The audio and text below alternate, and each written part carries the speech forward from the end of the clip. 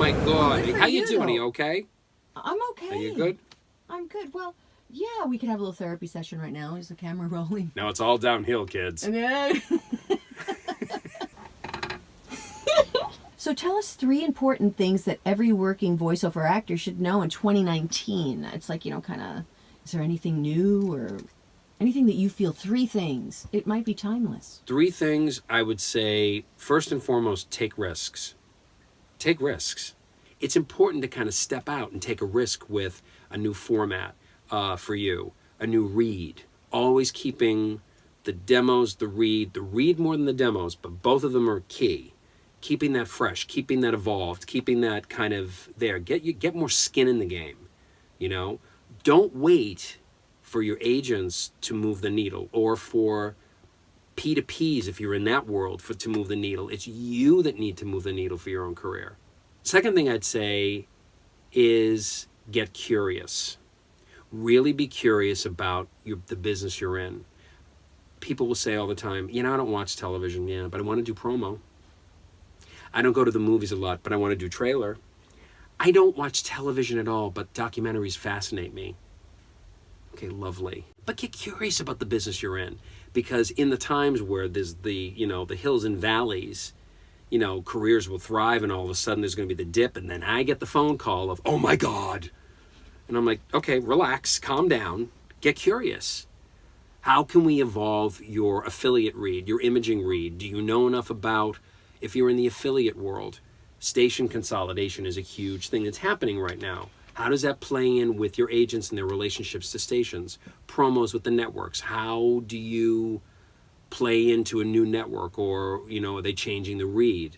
Commercials, in terms of where are those reads going?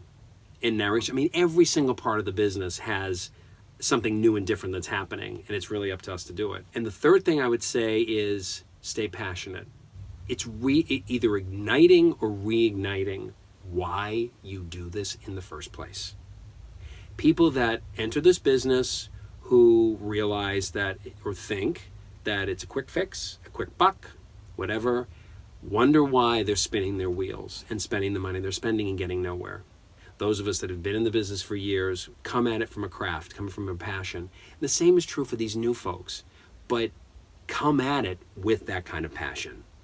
Mm-hmm. But also the patience to know that it doesn't happen in 5 minutes. It's not a quick get-rich-quick scheme. Mm-hmm. It never has been. Someone who asked me years ago, when did you make your first 100,000? I said, you don't belong in this business. I did, flat out. I was like, that's it. Very flattered the question was asked, but I think people that know me well enough is that I don't mince words when it comes to questions like that. But I'm like, yeah, this is maybe not the place for you. First and foremost is a business called voice acting, not voice speaking. It's very much that. So all of it, doesn't matter what part of it, storytelling permeates the whole business. Imaging is storytelling. Affiliate news is storytelling. Promo, documentary narration, run the gamut down, everything is that. So you got to have the passion that really fuels the story. Do you hear that little beepy noise? No.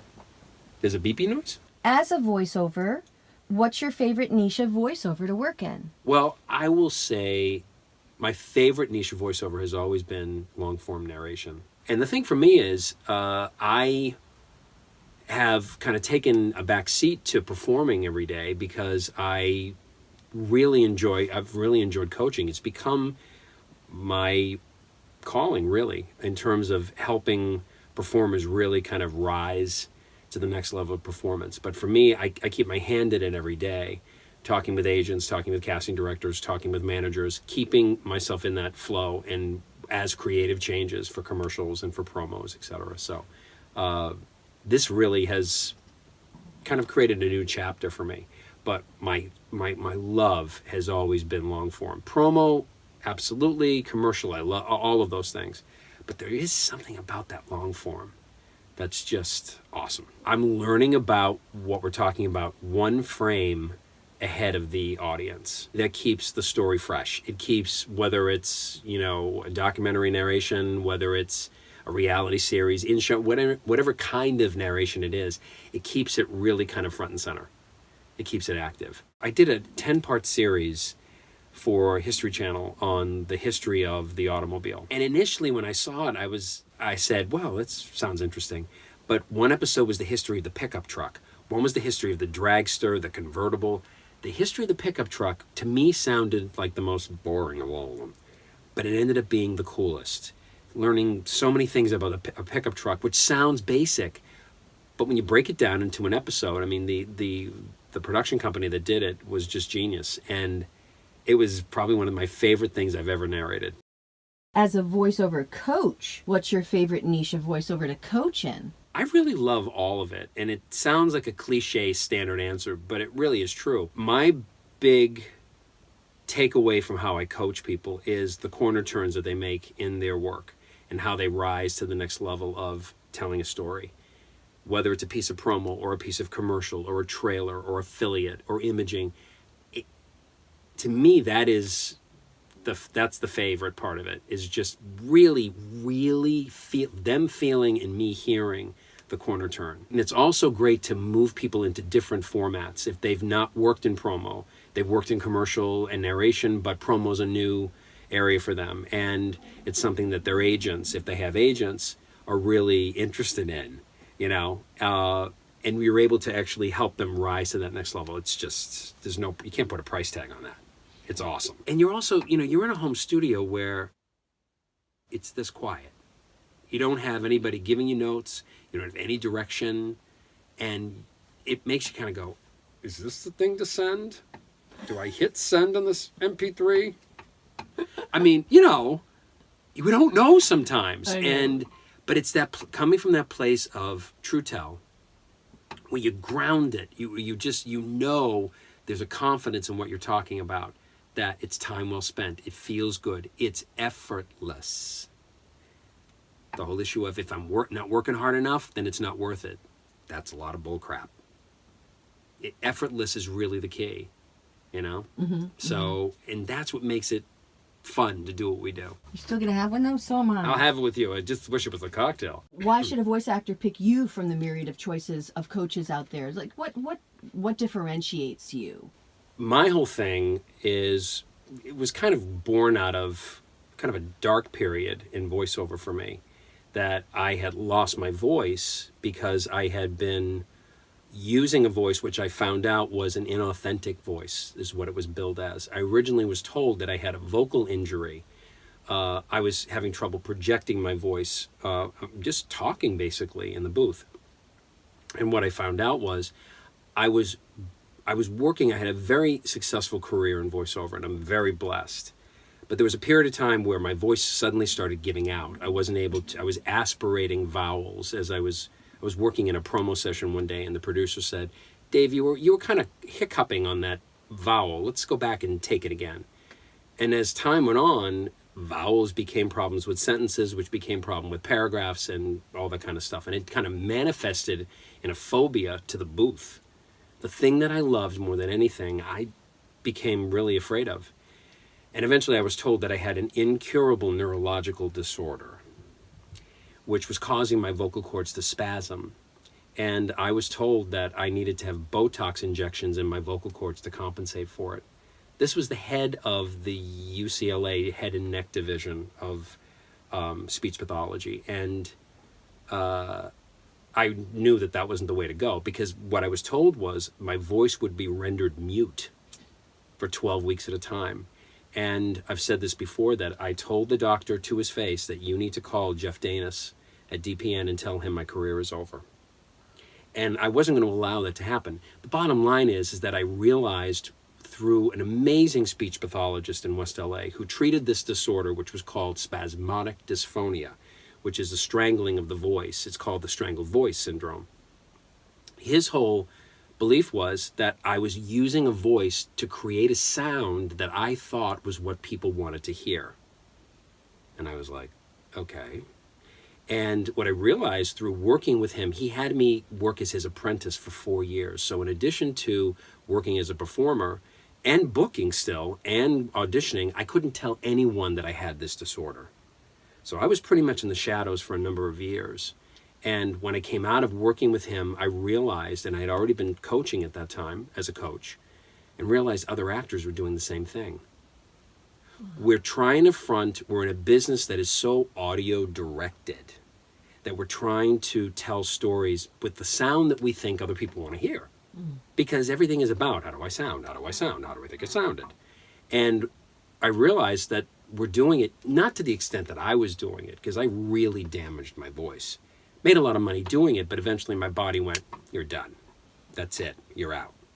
And found my way back and started booking.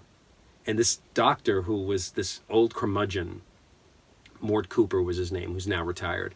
Mort said, Walsh, they're going to love the new voice. I'm telling you, it's incredible. They're going to think it's right in the face. You're going to love it. Because I was pushing my voice into my throat and strangling my cords.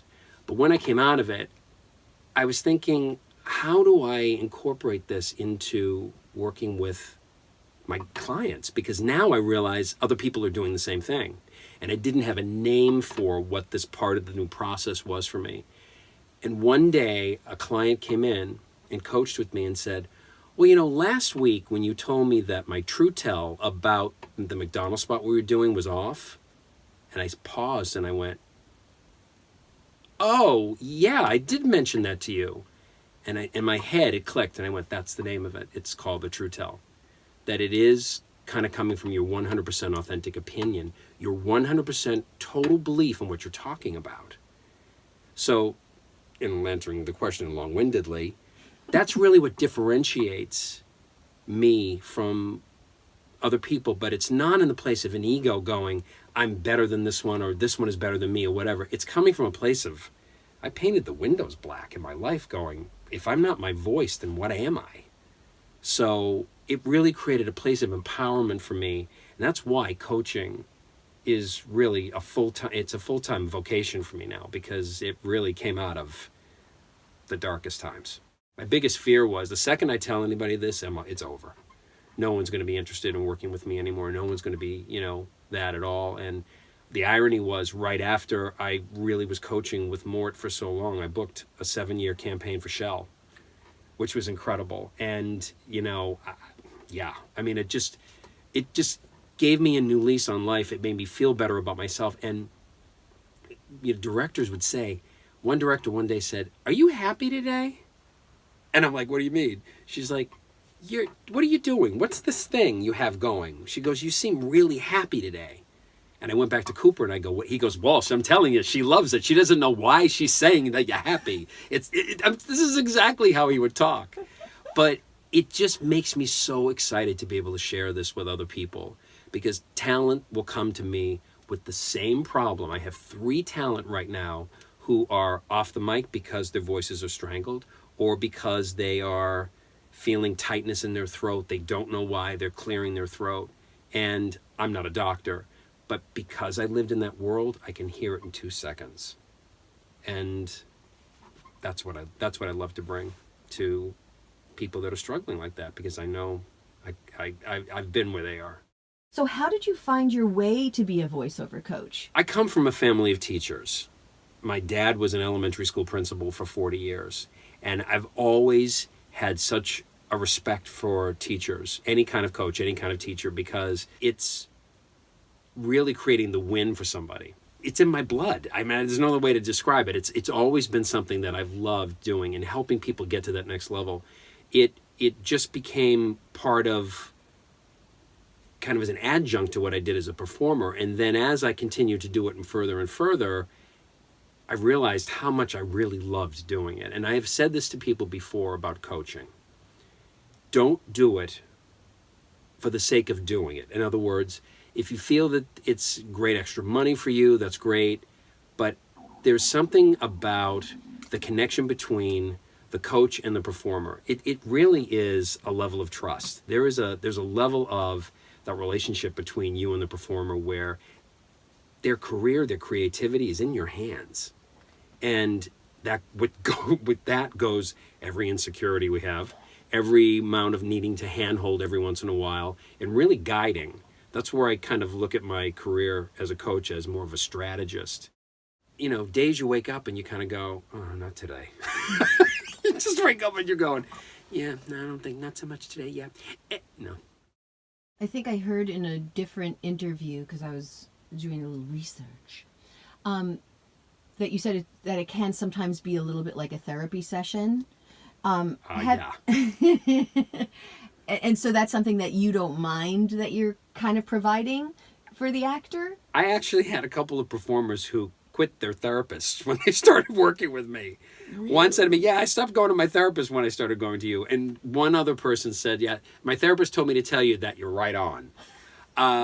It is therapy. It is, and there have been sessions with clients where we never got to a script because that particular week or that particular session, they needed to unload. They needed to, right up front, just kind of, let it out because they didn't want to talk to other actors about it or their agents or their families or whatever.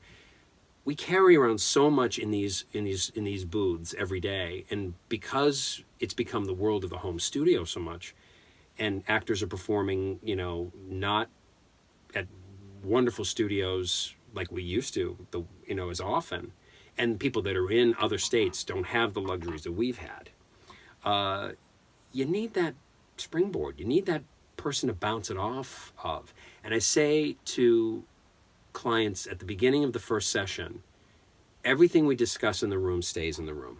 You got to put that right up front because otherwise I can't get people to be that vulnerable. And you don't want to be that way if you don't know that it's safe. Mm-hmm, mm-hmm. So that's key. So let me ask you, do you accept insurance? Do I accept insurance? I've never been asked that question in my life. No, I do not accept SAG-AFTRA insurance. I'm not franchised. I'm sorry, kids. You need to get your therapy license. But I swear to God, that's like, I never thought of that, but put that on the checklist. What song would best describe your style of coaching? Free your mind and the rest will follow. Hello in Vogue. It literally is free your mind in the booth and the voice is going to follow. I love it. That if you let go of all of the things that you think are what your read should be, if you let go of all those things and just tell the story, the voice is going to follow it. The voice is the air that the story sits on top of. That's all it is. The voice is what I call the byproduct of story. It's the last link in the chain of communication. So when you tell a story, that story has already formed its point of view, its position, etc., in your soul, in your brain, in your heart. The sound is the manifestation or the interpretation of the story inside you. So the voice sits here and shifts itself based on that perspective. So if you free it up, you free up your soul to not worry about how I'm going to sound, the rest is going to follow it. Brilliant! Hello! That's freaking brilliant! You know, it's really funny. My partner had actually, do you think this is crazy? But he goes, I think it's free your mind and the rest will follow. And I'm like, oh my God, that's totally what it is. Yeah. Yeah. Thank you, Ken. Can you tell us how we other voiceover performers can get to this promised land? I love that you call it the promised land. Well, it is. Well, it's the promised land that we all outside of this booth live in every day. The promised land is authenticity. That's what it is. The reason it's called the TrueTell is because it is living in your 100% authentic point of view 24/7. Which for most people, that's how you want to live. You don't normally walk out of the booth living duplicitous, dishonest, put every dis or D in front of that you want. Disingenuous, anything like that. People like that, we tend to run in the other direction from. You don't want to spend, that's not time well spent with people. So what I say to people when we get in the booth is, if you're standing there with a piece of copy and reading it 20 times and trying to pick from 20 different takes to figure out what to send to the client or to an agent or whomever, that just says that you're not in the story. You don't understand the 5 principles of communication. I call it the equation of human communication. The what, the who, the why, the where, and the when. You would never have a conversation with anybody for any reason if you didn't know, first of all, what you were talking about, who you were talking with, why you were talking to that person in the first place about that thing, and where it happens to happen and when. That's just how we all talk. So that creates a sound authentically of who you are in relationship to the person and the subject matter you're talking about. When we step in the booth, we're looking at a piece of copy that we didn't write, and we know it. And now we're going, how do I fit? It's like trying to fit a square peg in a round hole. How do I make that story applicable, colorful, passionate, and true? And that's the disconnect that happens when we're in there for an hour or 2 hours trying to work on copy and spinning our wheels. But we would never do that outside. You wouldn't do it with family and friends and agents and whatever, trying to make a point to somebody. You wouldn't even open your mouth until you knew the what, who, why, where, when of any conversation. So that's kind of the basis of the TrueTell. And it's no manna from heaven. It's no, the sky opening up and, oh my God, it's amazing. It's more of basically how your soul and who you are as a human being operates every day. And it's an extension in the booth of what we do outside. It's funny, you did your research. What is the Promo Prism? The way your cable system is set up, and this is for people who work in the promo world, obviously. If you look at the way your cable systems and your satellite systems are set up, they're set up by categories that all of the news stations are together, news networks are together, all of the sports networks are together, the how-tos, the DIYs, etc., the general entertainment, the kids, whatever. When you're looking at promos, let's take news, for example.